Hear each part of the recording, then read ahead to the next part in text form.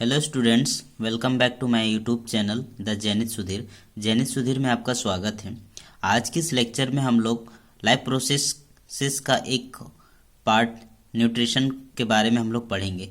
Basically nutrition होता क्या है? न्यूट्रिशन क्या होता है ना कि न्यूट्रिशन बेसिकली होता है process of intake of nutrients. Means like carbohydrates हो गया, फैट हो गया, प्रोटीन्स हो गया, मिनरल्स हो गया, विटामिन्स हो गया, वाटर हो गया।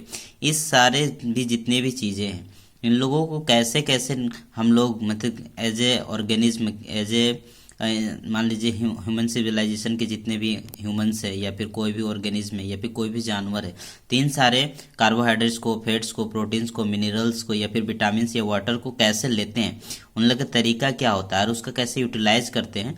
तो ये सारे प्रोसेस को हम लोग क्या बोलेंगे? न्यूट्रिशन बोलेंगे। बेसिकली न्यूट्रिशन जो होता है बेसिकली दो प्रकार के होता है। मोड ऑफ न्यूट्रिशन आपको देखने को मिलता है बेसिकली दो प्रकार के, ऑटोट्रोपिक न्यूट्रिशन और हेटरोट्रोपिक न्यूट्रिशन। ऑटोट्रोपिक न्यूट्रिशन किसे बोलते हैं? ऑटो मीन्स हम लोग क्या जानते हैं? सेल्फ। Auto means self. ऐसा ऑर्गेनिज्म जो अपना खाना खुद से बना सकता है। ऐसा ऑर्गेनिज्म जो अपना खाना खुद से बना सकता है।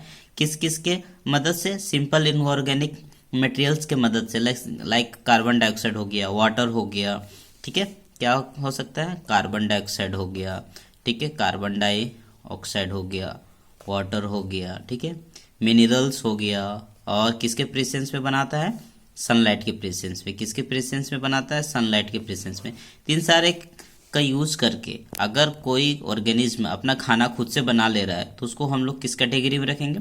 ऑटोट्रोपिक मोड ऑफ न्यूट्रिशन में रखेंगे। Similarly heterotrophic mode of nutrition में क्या होता है कि जो दूसरे पे डिपेंडेंट रहता है, वो खुद से खाना नहीं बनाता। ऑटोट्रोपिक मोड ऑफ न्यूट्रिशन में आपका बेस्ट एग्जांपल कौन सा है? ये ऑटोट्रोपिक मोड ऑफ न्यूट्रिशन का बेस्ट एग्जांपल आपका है प्लांट्स, ग्रीन प्लांट्स जितने भी हैं, क्योंकि उन लोगों को जो भी फोटोसिंथेसिस प्रोसेस से इन लोग क्या बना सकते हैं? खाना बना सकते हैं। फोटोसिंथेसिस प्रोसेस से इन लोग खाना बना सकते हैं। जबकि हेटरोट्रोपिक मोड ऑफ न्यूट्रिशन जितने भी ऑर्गेनिज्म होते हैं जो हेटरोट्रोपिक मोड ऑफ न्यूट्रिशन को अपनाते हैं, उन्हें क्या होता है कि वे अपना खाना खुद से बना नहीं सकते हैं। तो डायरेक्टली और इनडायरेक्टली क्या होता है कि ऑटोट्रोपिक जितने भी होते हैं, ऑटोट्रोप्स जितने भी होते हैं, उस पर क्या होते हैं? ये डिपेंडेंट होते हैं, ठीक है। ऑटोट्रोपिक मोड ऑफ न्यूट्रिशन में ऐसा होता है, क्या क्या होता है? सनलाइट का यूज करते हैं, ठीक है, कार्बन डाइऑक्साइड का, वाटर का, इन सब का। तो बेसिकली मान लीजिए सपोज कि एक प्लांट है, ठीक है, यहाँ पे उनके जो रूट्स होते हैं इन्हें वाटर सप्लाई करते हैं, वाटर और मिनरल, ठीक है।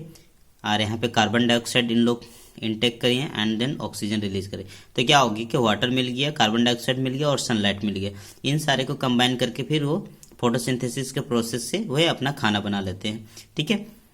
तो ये रहा autotrophic mode of nutrition. Heterotrophic mode of nutrition के बारे में हम लोग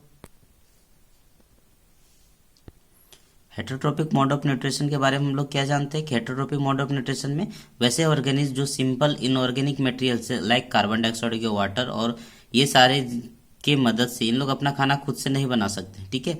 इन लोग क्या होते हैं? डायरेक्टली और इनडायरेक्टली किस पे डिपेंडेंट रहते थे? ऑटोट्रोप्स पे डिपेंडेंट रहते थे। इन लोग को क्या बोलते हैं?